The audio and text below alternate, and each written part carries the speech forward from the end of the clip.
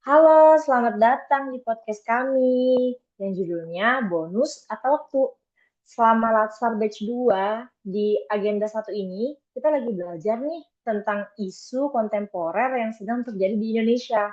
Dan itu juga jadi concern kita buat bahas ini dalam podcast kita, di mana bonus demografi yang ada di Indonesia sangat mempengaruhi bagaimana kita sebagai warga negara bisa mendapatkan peluang atau malah justru menjadi sebuah ancaman. Saya Azana Fisaulia dari Direktorat SSPJJ dan hari ini saya bersama 6 rekan CPNS saya di Direktorat Jenderal Bina Marga. Yuk kita kenalan sama satu-satu. Perkenalkan, saya Anugrah Joshua Sinaga, biasa dipanggil Joshua dari Direktorat Pembangunan Jalan. Perkenalkan, nama saya Nasya Diva, bisa dipanggil Nadifa dari Direktorat Pembangunan Jalan. Perkenalkan, namaku Ataya Dia Paramastri dari Direktorat SSPJJ. Perkenalkan, aku Antania Fortunesia dari Sekretariat Badan Pengusahaan Jalan Tol. Hai semuanya, perkenalkan aku Aurel dari Direktorat Kepatuhan Intern. Halo, aku Aska dari Direktorat Pembangunan Jembatan. Oke baik, sepertinya kita udah kenalan ya sama satu-satu member-member kita nih. Nah baiklah, kita mulai aja ya langsung podcastnya. Bonus demografi adalah kondisi di mana jumlah penduduk usia produktif yaitu 15 tahun sampai 64 tahun jauh lebih besar dibandingkan jumlah penduduk usia non-produktif seperti anak-anak dan lansia. Ini menciptakan komposisi penduduk yang menguntungkan karena mayoritas masyarakat berada dalam usia kerja dan berpotensi menghasilkan pendapatan serta mendorong pertumbuhan ekonomi negara. Jika dimanfaatkan dengan baik, bonus demografi bisa menjadi keuntungan besar bagi bangsa kita, seperti pertumbuhan ekonomi yang pesat karena banyaknya tenaga kerja sehingga menjadikan produktivitasnya bisa meningkat. Lalu pendapatan per kapita kita juga bisa naik. Yang kedua, kualitas hidup meningkat dengan strategi pembangunan yang tepat seperti pendidikan, kesehatan, lapangan kerja, kesejahteraan masyarakat bisa jadi lebih merata. Juga bisa berdampak terhadap stabilitas sosial dan politik. Generasi muda berpendidikan akan memiliki pekerjaan dan bisa memperkuat stabilitas nasional. Bener banget sih, sebenarnya ini tuh kayak peluang besar ya, tapi penuh tantangan juga. Kalau misalkan kita lihat data dari Bappenas, puncak bonus demografi di Indonesia itu diperkirakan terjadi sekitar tahun 2030. Jadi saat itu nanti jumlah penduduk usia produktif itu mencapai titik tertinggi dibanding usia yang non-produktif. Tapi sayang, jumlah angkatan kerja yang terus tumbuh ini itu tuh nggak dibarengi sama kesiapan pasar kerja untuk menampung mereka. Di satu sisi, banyak lulusan pendidikan yang belum punya keterampilan sesuai dengan kebutuhan industri, jadi kayak ada mismatch. Tapi di sisi lain juga saat ini permintaan tenaga kerja dari dunia industri itu juga sedang rendah. Iya, betul banget ya. Jadi, kalau dari data yang kita bisa akses lewat internet juga, yaitu data BPS, di sini kita juga bisa lihat bahwa tingkat pengangguran terbuka atau TPT pemuda Indonesia yang di usia 15 sampai 24 tahun per Februari 2025 itu ada di angka 16,16% ya. Nah, jadi berarti sekitar ada 16 orang pemuda Indonesia yang tidak terserap dalam pasar kerja atau istilahnya menganggur gitu. Nah, sebenarnya kalau menurut aku, masalah utama bonus demografi kita tuh nggak cuma soal jumlahnya, tapi juga soal kualitas sumber daya manusianya. Karena realitanya masih banyak angkatan kerja yang nggak dapat pendidikan yang layak. Terus kalau udah dapat pendidikan yang layak, sebenarnya nggak sedikit juga yang secara administratifnya dia udah lulus kuliah, udah lulus sekolah, tapi nggak siap kerja gitu. Jadi ada kesenjangan antara yang didapetin di pendidikan formal sama kesiapan kompetensi ketika udah masuk ke kerja. Iya, melihat data dari BPS yang sudah dipaparkan tadi, ini bisa jadi sinyal bahaya Artinya, kesempatan kerja yang tersedia belum sebanding dengan jumlah pencari kerja muda yang ada saat ini. Bayangkan, generasi muda kita sebenarnya itu udah masuk usia produktif, tapi tidak bisa bekerja. Bukan karena mereka nggak mau, tapi melainkan memang tidak ada cukup lapangan kerja yang sesuai. Kalau ini bisa dibiarkan terus-menerus, kita tidak hanya kehilangan potensi ekonomi, tapi juga bisa menghadapi ledakan sosial. Anak muda yang frustasi karena tidak punya pekerjaan bisa berujung pada meningkatnya kriminalitas, gangguan sosial, atau bahkan radikalisme. Nah, belum lagi pemerintah kita saat ini ada concern nih dengan tantangan kesehatan, terutama untuk gizi anak Indonesia yang dibuktikan dengan adanya program pemerintah, yaitu makan bergizi gratis, untuk memenuhi tingkat, untuk menurunkan nih target stunting yang ada di Indonesia. Nah, kepedulian pemerintah atas kesehatan kita ini itu merupakan langkah strategis dalam menciptakan sumber daya manusia yang unggul. Pemerintah menyadari bahwa kesehatan kita itu bisa jadi fondasi utama bagi peningkatan kualitas sumber daya manusianya, baik dari segi produktivitas, kecerdasan, maupun daya saing global.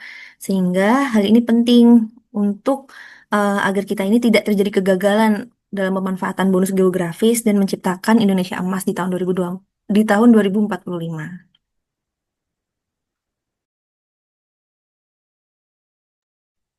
Nah, tantangan tadi makin kompleks kalau kita lihat ya. Dari ketimpangan wilayah, masih banyak daerah yang belum punya akses pendidikan dan kesehatan yang layak. Banyak sekolah di daerah 3T, terdepan, terluar, dan tertinggal masih kekurangan guru dan fasilitas. Akses ke fasilitas kesehatan juga jauh dan minim. Ibu hamil, balita, dan remaja banyak yang kekurangan gizi ataupun rentan sakit, dan jika dikirim ke rumah sakit itu jauh dari daerahnya gitu. Daerah-daerah berkembang tidak memiliki internet yang stabil juga untuk menunjang skill digital buat anak muda. Ya, betul sih. Contoh yang paling mudah mungkin kita bisa lihat ya dari saudara-saudara kita di Pulau Papua sana. Jadi misalnya dari data BPS juga nih di tahun 2023, tingkat kelulusan SD di sana masih di angka 80%. Jadi makin menurun juga untuk tingkat SMP-nya di 67% dan SMA-nya 39,5%. Nah, angka-angka itu masih jauh banget kalau dibandingkan dengan rata-rata Indonesia dan bisa dibilang cukup timpang juga kalau dibandingkan dengan kita yang sudah tinggal di Pulau Jawa gitu.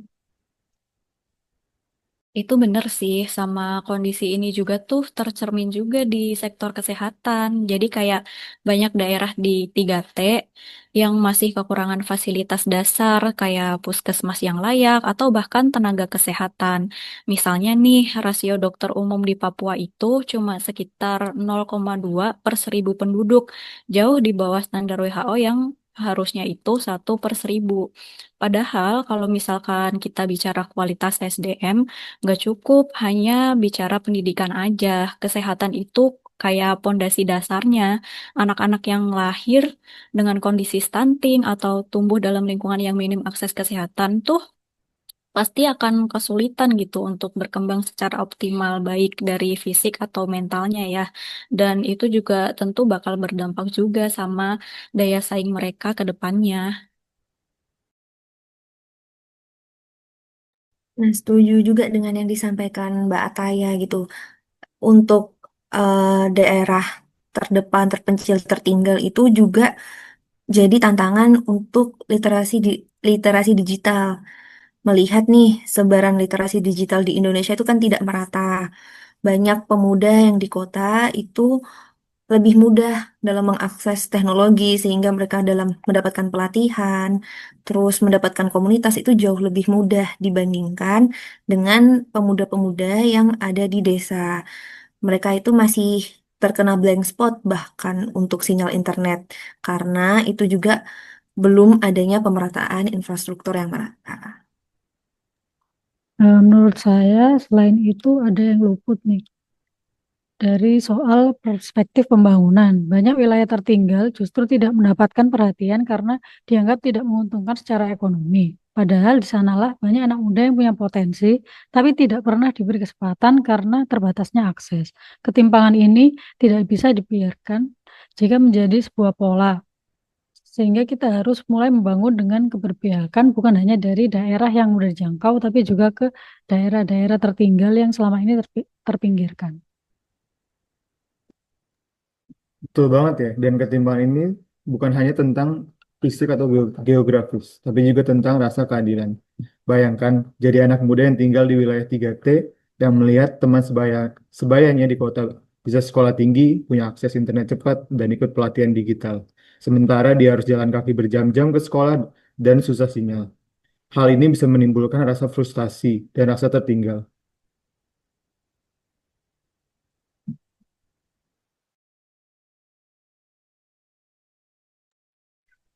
Nah, disinilah ya sepertinya peran kita sebagai Bina Marga penting. Gimana nih menurut kalian infrastruktur jalan apakah bisa bantu untuk menjawab semua tantangan-tantangan tersebut? Kalau menurut aku sih, infrastruktur jalan tuh tulang punggungnya konektivitas gitu.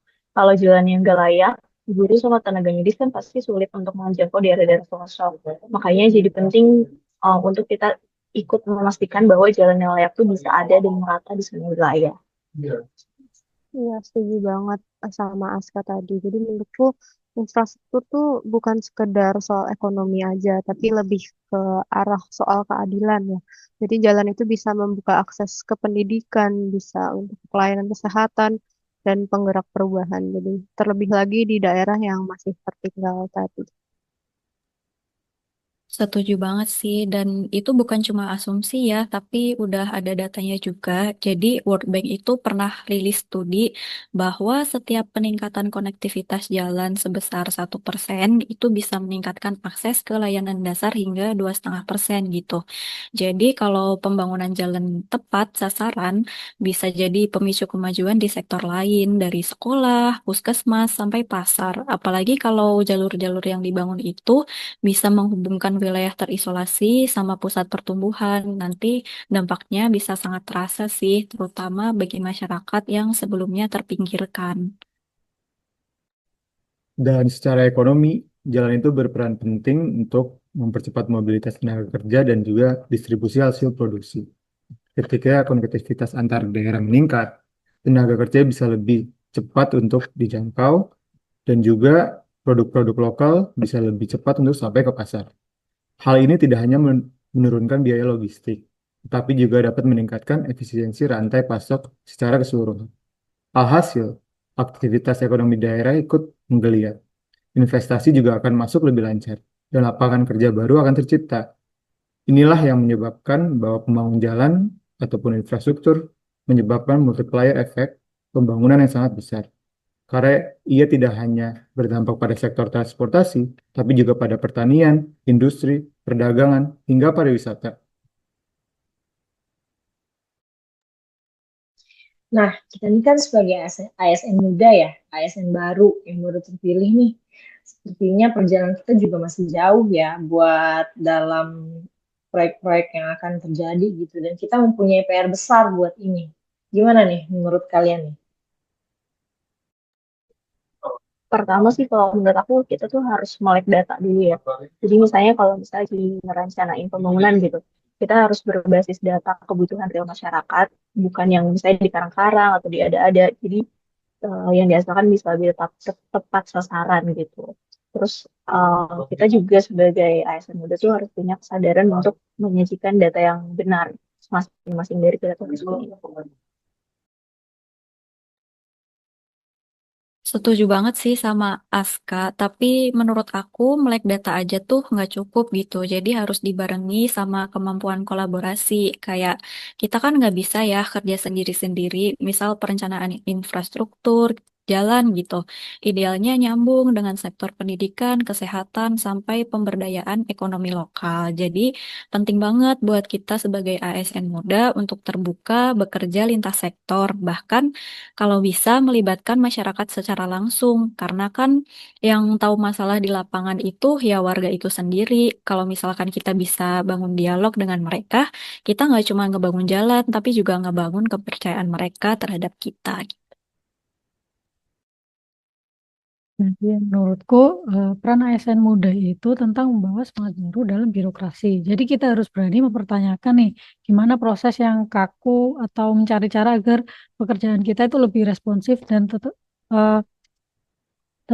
sesuai dengan kebutuhan zaman. Misalnya ketika merancang program atau kebijakan. Nah, kita nggak bisa cuma pakai pendekatan top down seperti dulu. Tapi kita harus hadir lebih dekat dengan masyarakat, mendengarkan aspirasi mereka dan menjadikannya dasar dalam perencanaan. Sebagai generasi muda, kita juga punya keunggulan, yaitu kita bisa menjadi lebih adaptif terhadap teknologi, lebih terbuka terhadap kolaborasi, cepat belajar. Itu menjadi modal besar untuk menciptakan perubahan nyata. Jadi asalkan kita nggak kehilangan idealisme dan tetap rendah hati dalam belajar dari pengalaman.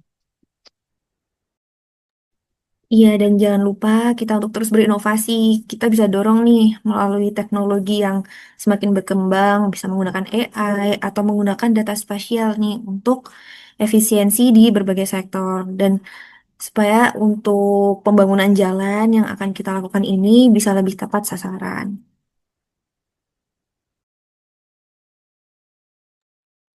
Wah, seru banget ya diskusi kita hari ini. Sekarang aku mau minta nih refleksi singkat dari kalian sebagai closing statement juga.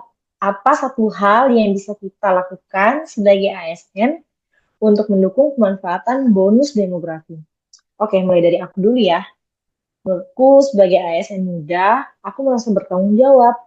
Kita bukan hanya menyelesaikan pekerjaan teknis, tapi juga memahami konteks besar pembangunan. Bonus demografi adalah peluang sekali seumur hidup. Dan aku ingin lebih terlibat dalam memastikan infrastruktur kita benar-benar terjangkau untuk yang membutuhkan, terutama generasi muda di daerah tertinggal.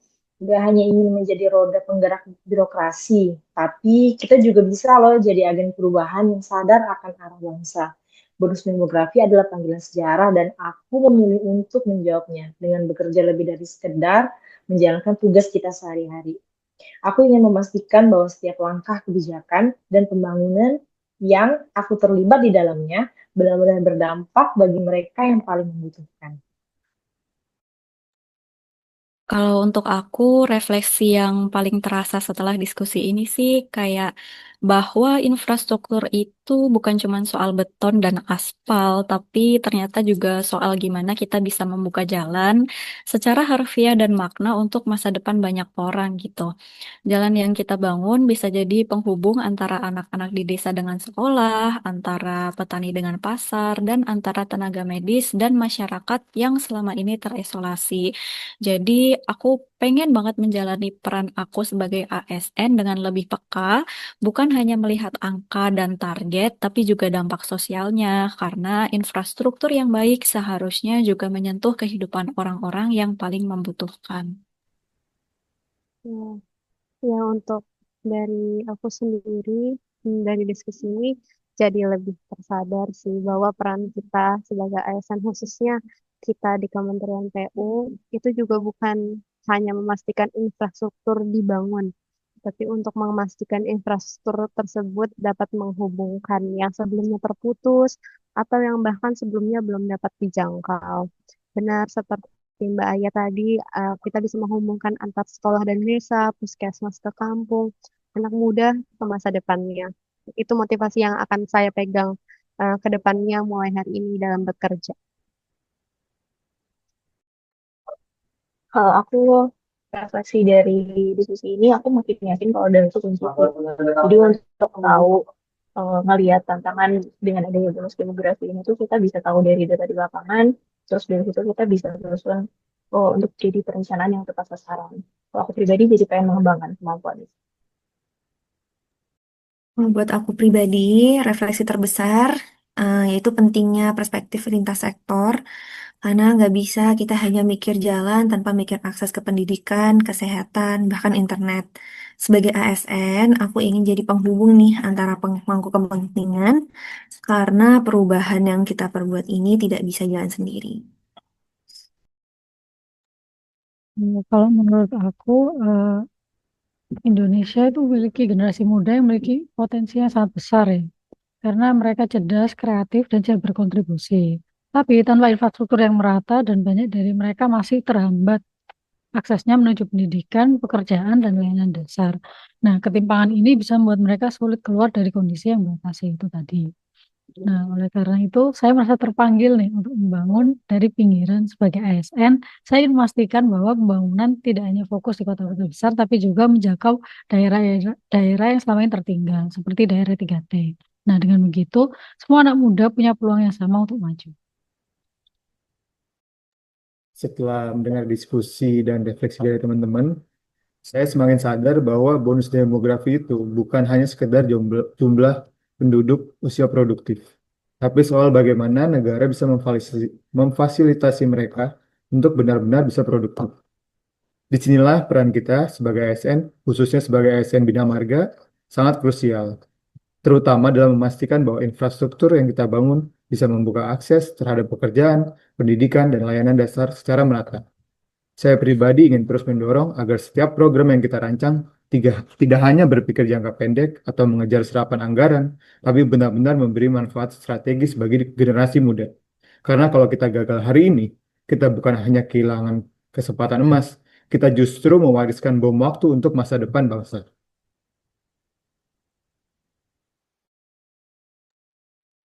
Terima kasih ya teman-teman semua atas refleksinya. Kita masih ada nih di awal perjalanan banget sebagai ASN, tapi diskusi ini semoga kita jadi pengingat ya bahwa peran kita jauh lebih besar dari jabatan.